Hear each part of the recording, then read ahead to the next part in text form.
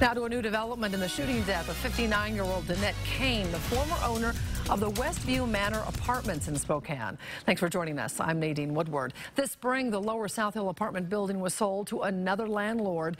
Just recently, the tenants were notified that their rent would increase nearly $500 by the end of the month. Jack Ferris working for you. He attended a press conference where all parties were present this morning. And Jack, what happened?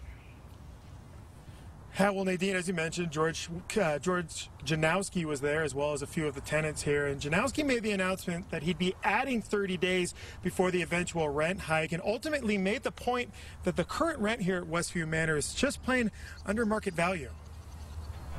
Up until recently, most of the residents of Westview Manor Apartments on Cannon and 10th had been living there for years. A decent neighborhood with very manageable rent. Some of the rents were varied from others. Some were $450, $475, $500, $550. Some of them 2 bedrooms, some of them 1 bedrooms. While the term market rate can vary on who you speak with, one thing that can't be argued is George Janowski's knowledge of the Lilac City's renting scene. We have 24 buildings, about 146 units right now. They're all located on the Lower South Hill in Spokane. I've been a landlord there for almost 45 years. As Janowski came to find out, his new tenants had all signed what the state tenants union would call a one-way lease. A one-way lease only protects the landlord, so it binds the tenant to remain in the property for the 12-month period and actually has a penalty attached if they leave, but it allows the landlord to raise the rent during those terms. So, by letter of the lease, Janowski was within his rights to raise the rent $475 per unit. He has, as you can imagine, been met with some resistance. Today, after consulting with the City Council and the Landlord Association, he came up with the following compromise: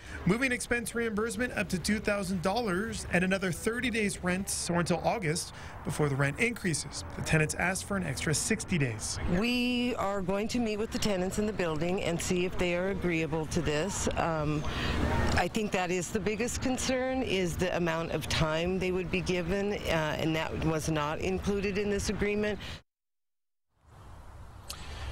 Now, Nadine, we've been here for about 20 minutes or so. We've seen some tenants come and go. As you can imagine, the mood is pretty somber. People just aren't sure what they're going to do. They are sure, though, that they can't afford the new rent.